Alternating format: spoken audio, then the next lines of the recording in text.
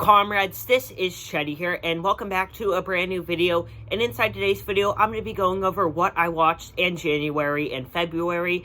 And I was originally going to do this video with just January, going over all the movies that I watched that month, but I kind of missed that month, so I'm just going to be talking about what I watched movie-wise in these past 2 months. And big shout out to Carson Runquest, because he kind of gave me the idea for this series. Starting up next month, probably at the end of March, I'm going to be doing a video going over what I watched in March, and then each month just kind of doing that to sort of keep track of all the movies that I've been watching recently. I just think it's a cool way to engage with you guys. You guys can comment down below what movies you guys watch, and, you know, we can do something cool with that. I don't know. But yeah, I'm going to go over all the movies that I watched in January and February, so without further ado, let's get right into it. So I started out the year watching Jack Reacher. This film stars Tom Cruise. It was filmed in Pittsburgh, and personally, it's actually one of my favorite Tom Cruise movies. I think he gives a really good performance. I think the action is really entertaining. And for the most part, it's just a really entertaining movie. Hands down, in my opinion, the best Tom Cruise movie. I don't think the sequel is quite as good, but I think for the most part, it's just a really good action movie. Then that same day, I watched Light of My Life. This is an Amazon original. It stars Casey Affleck, and it was also written and directed by him. And I thought it was alright. It was kind of a slow movie, and that's not necessarily a bad thing, but in my opinion, I would much rather have a movie be more so thrilling and entertaining. And I do feel like with a plot like this, Casey Affleck could have really made an entertaining and thrilling movie. You know, there's a disease going around that wiped out a lot of females, and he has a daughter, and people are going to go after them. But I thought it was a really slow movie, and I felt like they could have made a really entertaining movie out of it. And I did feel like it kind of was a wasted opportunity, but it was a okay movie, you know. I don't picture myself revisiting it in the future. It was fine. I didn't think it was terrible. The cinematography is good. The writing is good. But it was just kind of boring. Then I went back and rewatched Shazam, and I still stick by my 10 out of 10 rating. I think it's a great movie. And then I also went back and watched Aquaman, and I still stick by my 10 out of 10 rating for that movie as well. I think Shazam and Aquaman are both great movies. I really enjoy both of them. And I do also want to do a video soon comparing the two, so comment down below if you guys would want to see that. And then afterwards, I watched the Crazies, which I really enjoyed. I've seen the movie before, but it's been a while since I've watched it, and I really enjoyed it. I thought it was a really entertaining movie. I thought the cast was pretty good. It was just a pretty good movie, and I would highly recommend checking it out. It's entertaining from start to finish. There's a lot of really suspenseful moments throughout the whole movie, and to be honest, this is probably one of my favorite, you know, I guess it does classify as a horror movie, so this definitely is one of my favorite horror movies. I really enjoyed this movie, and I would really recommend checking it out. Then I watched Rise of the Planet of the Apes, and I think this is a pretty good movie for the most part. I do think it is the weakest out of the trilogy, but I think it's a start to a great franchise. I really love the vision of this movie, what they set out to do, and what they did accomplish. There's a lot of really iconic scenes throughout this movie. Obviously, the Golden Gate Bridge sequence is, like, iconic. It's a massive part of pulp culture, in my opinion. I think the special effects are great. The apes look super realistic. And for the most part, this is just a really good movie, and I would really recommend checking it out. And then I watched Dinner for Schmucks, starring Paul Rudd and Steve Carell, and it was kind of a weird movie. You know, it is pretty strange whenever you put it up against other comedies starring these actors, but I thought it was pretty good. I thought it was funny, it was entertaining. I don't think it's as good as something like Role Models or Superbad, but I thought it was pretty good for the most part. I don't really picture myself revisiting it in the future, but I thought it was a fun little watch. And then I watched The Intruders, which is a pretty standard horror movie. It's basically like a B-level version of Don't Breathe. I don't really want to say anything because I am currently working on another video. I'm going to do a whole separate review on it. I thought it was alright. I don't picture myself revisiting it in the future. It was just your pretty standard slasher movie. It didn't really bring anything new to the table. It was entertaining, but there's nothing special about it. It was alright. And then I went back and rewatched Joker, and I still stick by my 10 out of 10 review that I originally gave that movie. I think it's a great movie. It was super entertaining, and I would really recommend checking it out. And then I went back and watched Endgame, and I really enjoyed this movie. Originally, I did give the film a 9.4, and then I bumped it up to a 9.8. And honestly, guys, I might have to give Endgame a 10. I think it's just a great movie. It's the culmination of over 20 movies, and I thought they just did a fantastic job of bringing everything together in this big conclusion.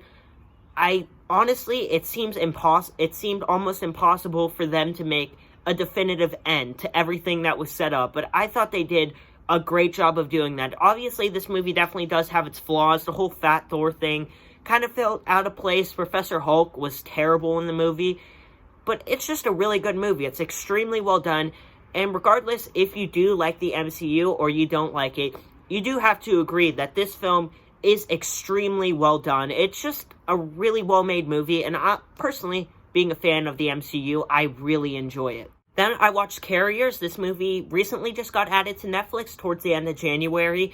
It's a post-apocalyptic movie where there's a disease spreading around, and then you follow this group of 4. And I really enjoyed this movie. I really liked how real it was. Like, usually in movies like this, they sort of follow a pattern, but this sort of broke that pattern. I feel like it was kind of ahead of its time because this film kind of was a failure. But I thought it was a really well-done movie. I liked how real it was. There was so much stuff that you weren't expecting. There's storylines that go nowhere, and I like that about this movie. It's extremely realistic, and it makes for a very entertaining watch. I'll elaborate more in my review, which will also be coming out sometime very soon, but if you haven't seen this movie, I would really recommend checking it out. And then I watched The Cabinet of Dr. Caligari. This is actually regarded as one of the first horror movies ever made. It actually came out February 26, 1920, so just like 2 weeks ago, it became 100 years old, and I do plan on doing a completely separate video on it, taking a look at The Cabinet of Dr. Caligari 100 years later. I think it's a great movie. You can't deny that it's a good movie, because, you know, it is the start to the horror genre, so you definitely do have to give it credit for that.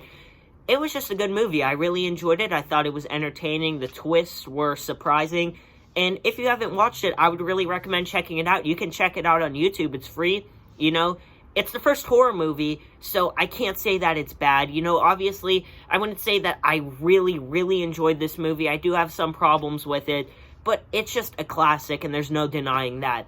And then I ended off the month with Meshes of the Afternoon. This is a short film released in the 40s, and I do understand, you know, kind of the symbolic stuff behind this movie, but personally, I didn't really enjoy it that much. I thought it was really weird. It was kind of creepy. The sounds were weird. The cinematography, the filmmaking-wise, is great. It looks fantastic. But I just don't really understand it that much. You know, you can call me dumb for that, and I guess I kind of am dumb for that. But, like, I do understand there's symbolic stuff in this short film, but I don't see how anything correlates together, and it just doesn't really make that much sense to me. It's okay, you know, it's well done, but personally, it's just not my kind of thing. And that wraps up January, guys. Moving on to February, I started off the month with Cloverfield. I believe this movie came out back in 2008, so around 12 years ago, and it still really holds up. I really enjoyed 10 Cloverfield Lane, but it's been a while since I've seen this movie. And going back to it, I think it was really entertaining. I thought the cast in it was great. The special effects were fantastic. This is just a really entertaining movie, and I would really recommend checking it out. And then I watched Alfred Hitchcock's Vertigo, and I thought it was pretty good. It was really well done. The cinematography was great, as is expected with an Alfred Hitchcock film. But honestly, I thought it was alright. You know, the story to me really didn't make that much sense. I do understand it, but it kind of just went all over the place, and I thought it was kind of boring, honestly. It was okay. And then I watched Birds of Prey, which is easily my favorite film of the year so far. It's super entertaining. Make sure to go check out my spoiler-free review, and I also just uploaded my spoiler review yesterday.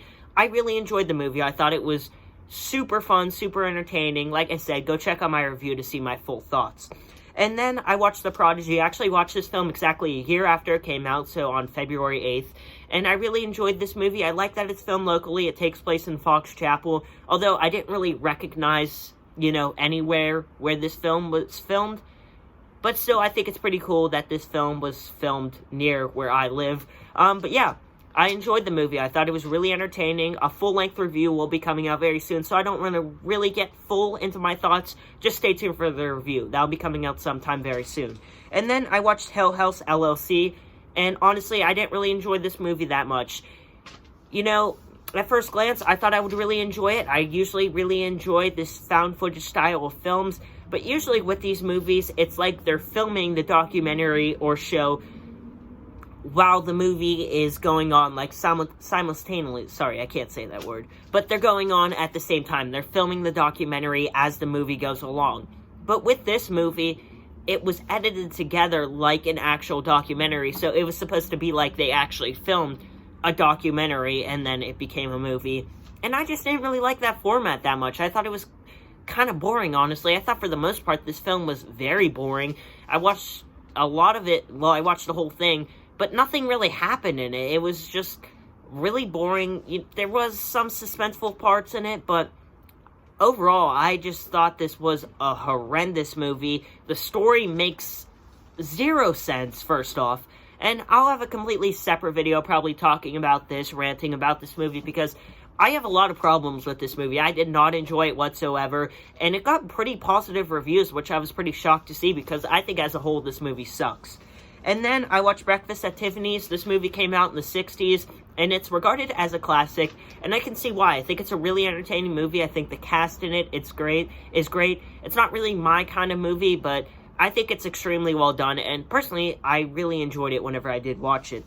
And then I watched The Incredibles. Now, I did watch this in my German class, so we watched the movie in German, but that didn't really detract from my entertainment, because in my opinion, I think The Incredibles is one of the best Pixar movies. I find it to be a really entertaining movie, so I honestly did enjoy watching this, even though it was in German. I can't really comment that much, because I couldn't really understand what they were saying, but I think it's a good movie for the most part. I actually haven't seen The Incredibles 2, but I probably should check that out, because I do like the first movie.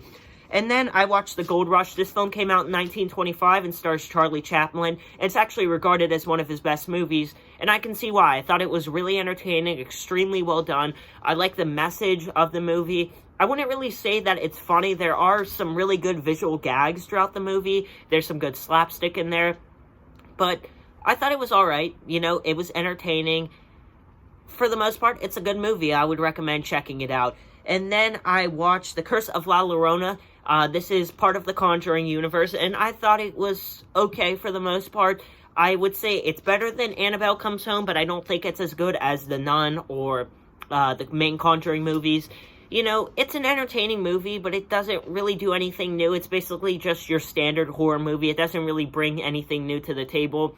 It was alright, I don't picture myself revisiting it in the future. And also the connection of this film to the Conjuring universe doesn't really, make much sense.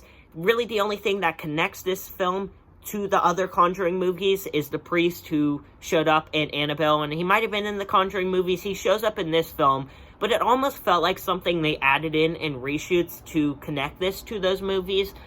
And I don't know, this movie was alright. A review will be coming out sometime very soon, though. And then I watched 47 Meters Down Uncaged, and I enjoyed this movie for the most part. I'm honestly baffled how cheap this does look, though, especially considering the budget. I think the budget was like $6 million.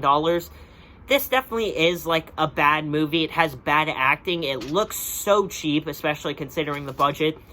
But I found it to be a really entertaining movie. Obviously, it is bad. It's so unrealistic. The ending makes absolutely no sense, but I thought it was really entertaining. A review will be coming out soon. And then I ended off the month watching the Amityville Horror. This film came out in 2005 and stars Ryan Reynolds, and I enjoyed it. Personally, it's one of my favorite horror movies. I think Ryan Reynolds gives a great performance, and overall, guys, I really enjoyed the movie. And yeah, guys, that is what I watched in January and February. I do know this is a little bit of a longer video, but I kind of had to squeeze everything together into one video. But like I said, at the end of March, do expect to see a video going over all the movies that I watched in March, and then expect to see the same thing with April, May, June, just going on, seeing what happens. And if you guys want to, feel free to comment down below the movies that you guys watched this month. And if you haven't done so, make sure to drop a like, subscribe, and turn that post notification bell. Also, make sure to go subscribe to my other channels, and I will see you guys later with a brand new video. This is Shazam off. Peace out.